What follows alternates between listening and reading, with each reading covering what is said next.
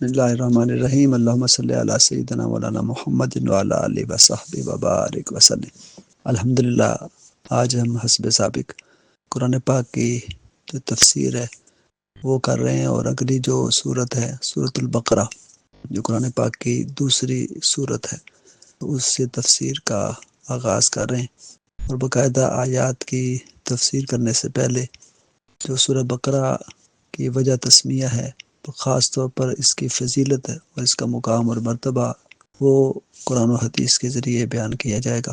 تاکہ اس کی تفسیر سے پہلے اس کی جو فضیلت ہے اور اس کا جو اجمالی تعارف ہے وہ ہم حاصل کر سکیں۔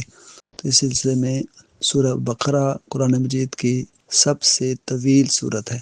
اور یہ مدنی صورت ہے، یعنی ہجرت کے بعد نازل ہوئی، چونکہ جو مدنی اور مکی کی تقسیم ہے وہ ہجرت سے پہلے یا ہجرت کے بعد کے حوالے سے۔ جو صورتیں ہجرت سے پہلے نازل ہوئیں وہ مکی کہلاتی ہیں، اور جو ہجرت کے بعد نازل ہوئیں وہ مدنی صورتیں کہلاتی ہیں۔ اور مدینہ میں جو نازل ہونے والی صورتیں ہیں اس میں سب سے پہلے یہ سورۃ البقرہ نازل ہوئی۔ اس صورت میں شریعت اسلامیہ کی وضاحت کی گئی ہے، اور عبادات اور معاملات کی تفصیل بیان کی گئی ہے، اور اقامت صلاۃ اور ادائے زکوٰۃ اس کا ذکر کیا گیا ہے کہ نماز قائم کرنا، زکوٰۃ ادا کرنا۔ اس کے علاوہ بھی کافی مضامین بیان کیے گئے ہیں، جس میں تحویل قبلہ کا حکم ہے، توحید پر دلائل دیے گئے ہیں، ماہ رمضان کے روزوں کی بات کی گئی ہے، بیت اللہ کے حج کی بات کی گئی ہے، جہاد فی سبیل اللہ کی بات کی گئی ہے، انفاق فی سبیل اللہ یعنی اللہ کی راہ میں خرچ کرنے کی بات کی گئی ہے، والدین اور قرابت داروں کے حقوق ادا کرنے کی بات کی گئی ہے، یعنی رشتہ داروں کے حقوق۔ اسی طرح زکوٰۃ اور صدقات کے جو مصارف ہیں ان کا ذکر کیا گیا ہے، یتیموں کی کفالت کا ذکر کیا گیا ہے، جو آئلی زندگی ہے، ڈومیسٹک لائف، گھریلو زندگی، اس کے اصول اور احکام بیان کیے گئے ہیں، جس میں نکاح کے مسائل ہیں، طلاق کے مسائل ہیں، رضاعت ہے یعنی دودھ پلانا، اپنی حقیقی ماں کے علاوہ دوسری عورتوں کا دودھ پینا، یہ رضاعت کہلاتا ہے۔ اسی طرح عدت کے احکام بیان کیے گئے ہیں کہ اگر خاوند فوت ہو جائے یا عورت کو طلاق ہو جائے تو وہ افسوس میں کچھ مدت کے لیے آگے نکاح نہیں کر سکے گی، افسوس کا اظہار کرے گی، اس مدت کو عدت کہتے ہیں، وہ عورتیں گزارتی ہیں، اس کا ذکر کیا گیا ہے۔ اور الہ کا بیان کیا گیا ہے، یعنی اگر کوئی جو اپنی بیوی کو ماں یا بہن کہہ دیتا ہے اور پہلے دور جاہلیت میں وہ اس کو جدا کر دیتا تھا، تو اسلام میں ایسا منع کیا گیا ہے، اور ایسا کہنے سے عورت وہ کو طلاق نہیں ہو جاتی، وہ جدا نہیں ہو جاتی، تو اس کو الہ کہتے ہیں، تو اس کا بھی بیان کیا گیا ہے۔ اسی طرح جو قسم کھانے کا جو شرعی حکم ہے تو اس کا بیان کیا گیا ہے، جادو کو حرام قرار دیا گیا ہے، قتل ناحق کی جو ممانعت ہے وہ بھی کی گئی ہے، اور قاتل پر قصاص کو واجب کیا گیا ہے، قاتل کا جو قصاص ہے اس کو بھی کہا گیا ہے کہ وہ لیا جائے۔ ناجائز طریقوں سے لوگوں کا مال کھانے کی جو ممانعت ہے وہ بھی اس میں کی گئی ہے۔ اسی طرح شراب ہے، جوا ہے، سود کی حرمت ہے وہ بیان کی گئی ہے۔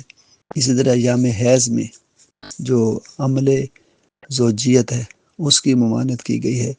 کہ ایام حیض میں عورتوں کے ساتھ یہ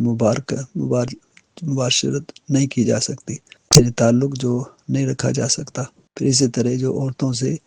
عمل معکوس ہے یعنی بد فعلی، تو اس سے بھی منع کیا گیا ہے۔ اسی طرح اس صورت میں ایک آیت ہے جس میں اللہ تعالیٰ کی ذات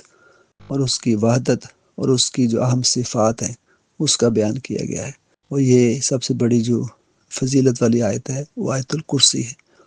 جو سورہ بقرہ کی آیت نمبر 254 ہے، 254۔ پھر اسی صورت میں وہ آیت بھی ہے جو قرآن مجید کی سب سے طویل آیت ہے، اس کو آیت دین بھی کہتے ہیں، یعنی قرض والی آیت، یا آیت مداینہ بھی کہتے ہیں، جس میں قرض کے لین دین کے احکام خواہ وہ کاروباری معاملات میں ہوں، لکھنے کے حوالے سے تو وہ کہا گیا ہے۔ اور اسی طرح کاروباری معاملات میں مردوں اور عورتوں کو گواہ بنانے کے حوالے سے بھی کہا گیا ہے۔ اسی میں پھر رہن رکھنے کے بھی مسائل بیان کیے گئے ہیں، امانت ادا کرنے کے اور گواہی چھپانے کی جو ممانعت ہے اس کو بھی بیان کیا گیا ہے۔ اسی صورت میں ایک ایسی آیت ہے جو قرآن مجید کے سب سے آخر میں نازل ہونے والی آیتوں میں سے ہے، اور وہ ہے وَاتَّقُوا يَوْمًا تُرْجَعُونَ فِيهِ إِلَى اللَّهِ ثُمَّ تُوَفَّى كُلُّ نَفْسٍ مَا كَسَبَتْ وَهُمْ لَا يُظْلَمُونَ۔ یہ سورہ البقرہ کی آیت نمبر 281 ہے، جس میں فرمایا گیا کہ اور اس دن سے ڈرو جس میں اللہ تعالیٰ کی طرف لوٹائے جاؤ گے، پھر ہر وہ شخص اس کے کیے ہوئے عمل کا پورا پورا بدلہ دیا جائے گا، اور ان پر کسی قسم کا کوئی ظلم نہیں کیا جائے گا۔ تو مکہ مکرمہ میں مسلمانوں کے مقابلے میں صرف جو مشرکین تھے، اسی لیے مکی صورتوں میں صرف توحید اور آخرت پر ایمان لانے پر زور دیا گیا ہے۔ اور مدینہ میں پہنچ کر جب مختلف قبائل نے اسلام قبول کر لیا اور انصار کی وجہ سے مدینہ میں مسلمانوں کی جو ریاست ہے وہ قائم ہو گئی، تو اللہ تعالیٰ نے قانون، سیاست، معیشت، معاشرت، تمدن اور ثقافت، اس سے متعلق بھی اصول اور ہدایات وہ نازل فرمائے، یہاں تک کہ مسلمانوں کا مقابلہ چونکہ یہود سے تھا، تو حضرت موسیٰ علیہ السلام کو بھی گزرے ہوئے تقریباً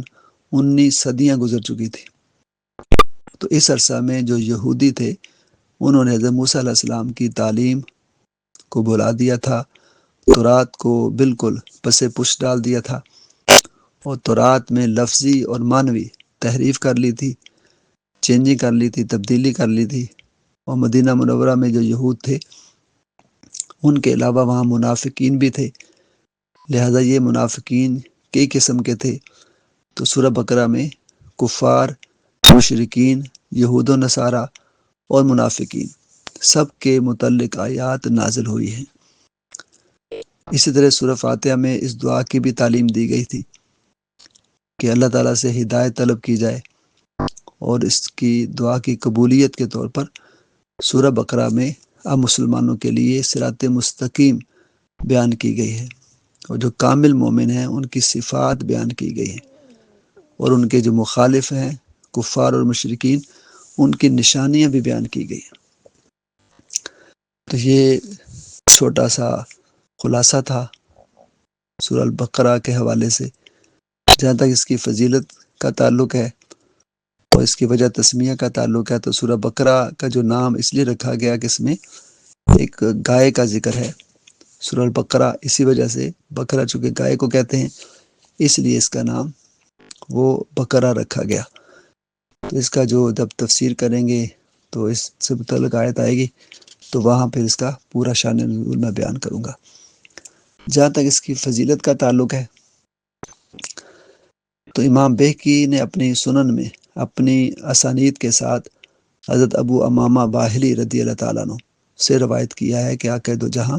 صلی اللہ علیہ وآلہ آلہ وصحبہ وسلم نے ارشاد فرمایا کہ تم قرآن پڑھا کرو،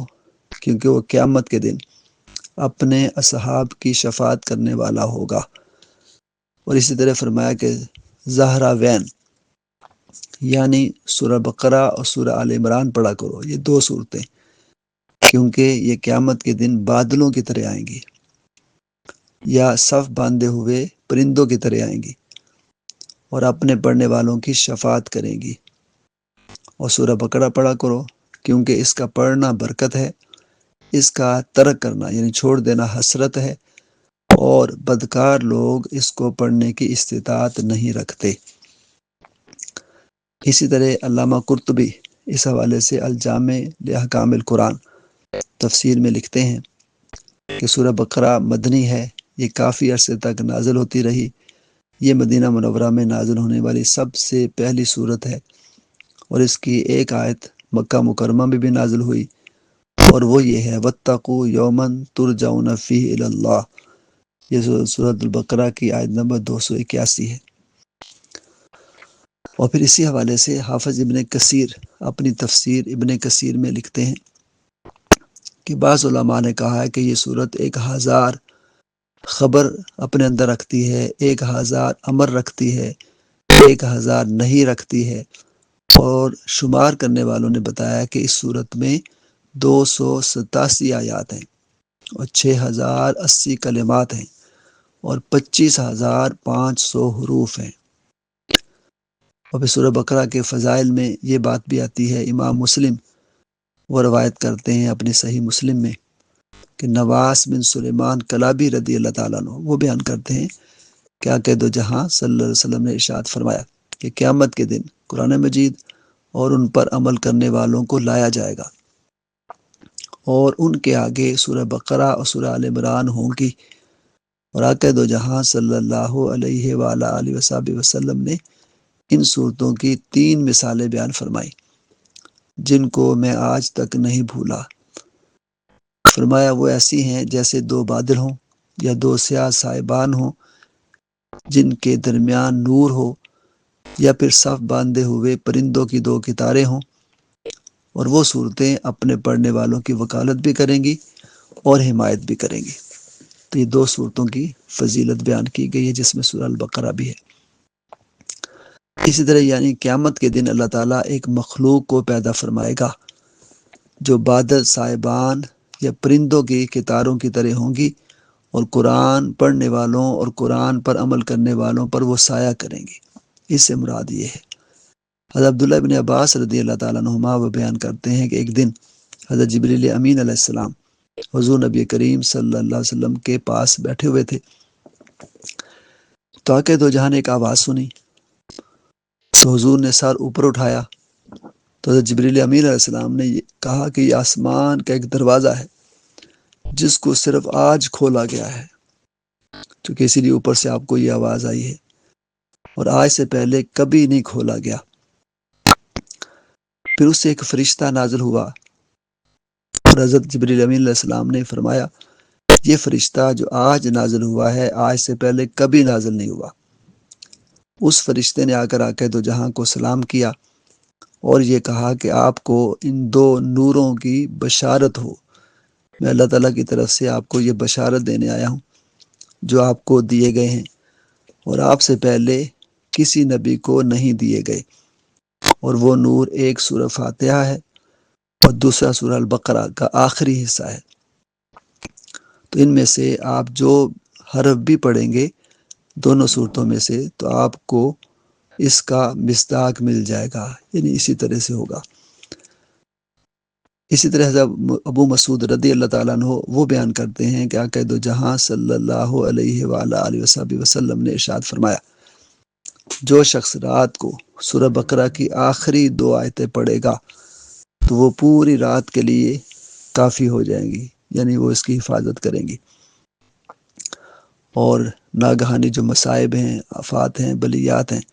ایون کہ شیطان کی جو فتنہ انگیزیاں ہیں اس سے بھی یہ جو صورت ہے آخری 2 آیات ہیں سورہ بقرہ کی یہ حفاظت کریں گی۔ اسی طرح حضرت ابی ابن کعب رضی اللہ تعالیٰ وہ بیان کرتے ہیں کہ آقا تو جہاں صلی اللہ علیہ وآلہ وسلم نے ارشاد فرمایا اے ابو المنذر، کیا تم جانتے ہو کہ تمہارے نزدیک کتاب اللہ کی سب سے عظیم آیت کون سی ہے؟ تو میں نے عرض کیا یا رسول اللہ صلی اللہ علیہ وسلم آپ ہی بہتر جانتے ہیں۔ تو آپ نے ارشاد فرمایا وہ یہ ہے اللہ لا الہ الا هو الحی القیوم،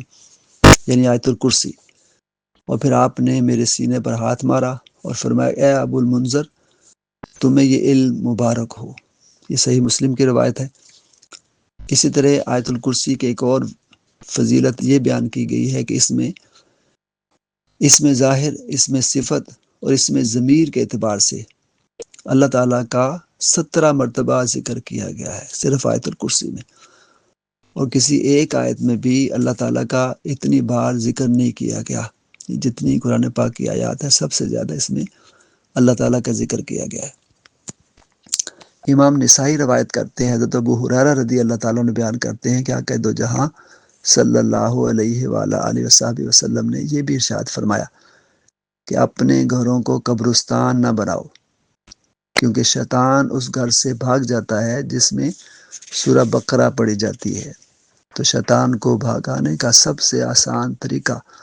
وہ سورہ بقرہ کی تلاوت ہے۔ الحمدللہ اس میں سے چیدہ جو آیات ہیں میں بھی روزانہ صبح نماز کے بعد جب مسجد میں جماعت کے ساتھ پڑھ کر آتا ہوں اور اپنے والدین کی قبر پر حاضری دیتا ہوں، اور اس کے بعد پھر الحمدللہ یہاں آ کر وہاں بھی سورہ بقرہ کی آخری آیات پڑھتا ہوں، چونکہ حدیث پاک کے مطابق جس قبر پر پڑھی جاتی ہیں اللہ تعالیٰ ان کی بھی شفاعت کرتا ہے، عذاب قبر کو ٹال دیتا ہے۔ اور دوسرا پھر یہاں بھی اپنے اسٹڈی روم میں آ کر الحمدللہ سورہ البقرہ بھی اور دیگر جو صورتیں ہیں تو جو میں نے جو یاد ہیں اور آیات تو ان کی تلاوت وہ کرتا ہوں، خاص طور پر اس میں جو سورہ البقرہ کی جو آیات ہیں آخری، تو یہ سنت مصطفیٰ بھی ہے، اور جو آج ابھی ہم نے پڑھا کہ اپنے گھروں کو قبرستان نہ بناؤ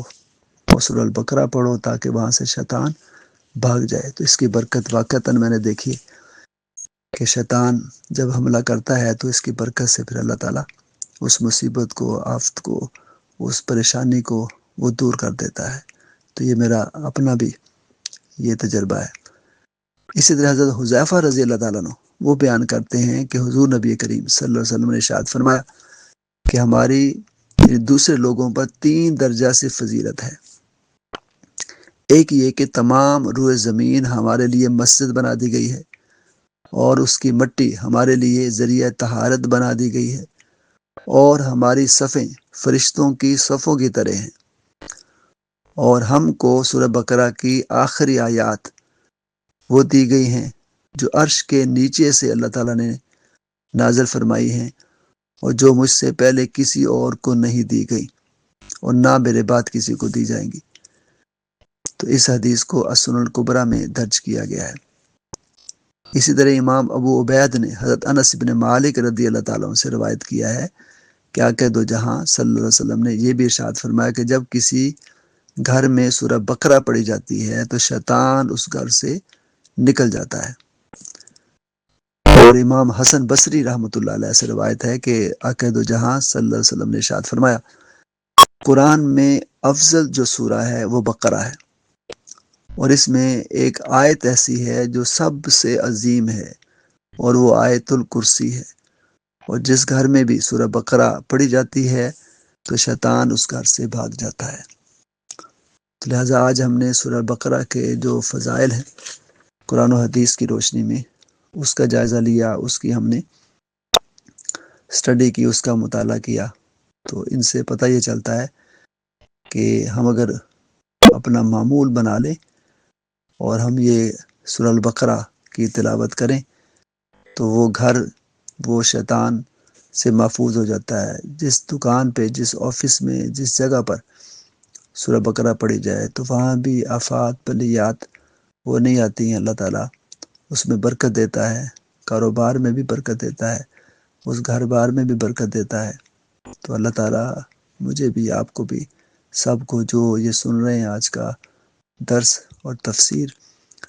تو انہیں سورہ البقرہ پڑھنے کی توفیق عطا فرمائے، خاص طور پر جو آخری 2 آیتیں ہیں تو آمن رسول سے لے کر تو آخر تک تو وہ پڑھنے کی توفیق عطا فرمائے۔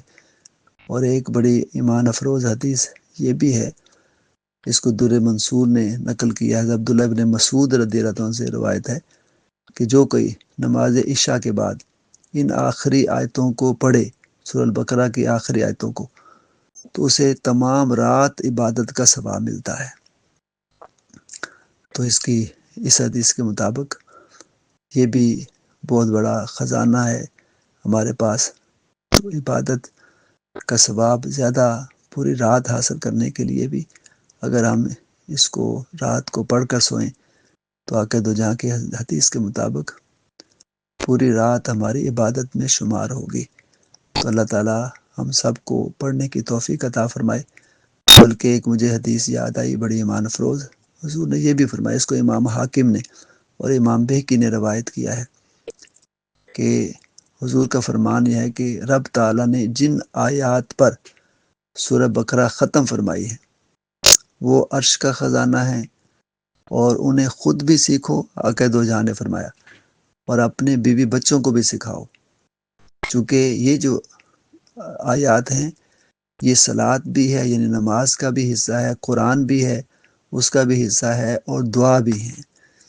تو اس سے پتہ چلا کہ یہ 3 اس کی جو خاص طور پر نشانیاں ہیں وہ یہ ہیں۔ اور امام مسلم کی ایک اور روایت کے مطابق حضرت عبداللہ بن مسعود سے مروی ہے، حضور نبی کریم جب سدرۃ المنتہا پہنچے تو 3 چیزیں آپ کو عطا کی گئی. ایک تو 5 نمازیں جو معروف ہے وہ عطا کی گئیں، اور دوسری چیز سورہ بقرہ کی آخری 2 آیتیں بھی آپ کو عطا کی گئیں، اور تیسری چیز ہر مومن کی بخشش و مغفرت اور شفاعت کا اختیار آپ کو دیا گیا. تو اس کے تحت بھی اس کی فضیلت ہم نے جان لی. اللہ تعالیٰ مجھے بھی اور آپ کو سب کو سورہ البقرہ اور خاص طور پر جو آخری 2 آیتیں ہیں وہ پڑھنے کی توفیق عطا فرمائے، اور جو چیزیں ہم نے آج جانی ہیں اس پر عمل کر کے دنیا اور آخرت میں سرخرو فرمائے.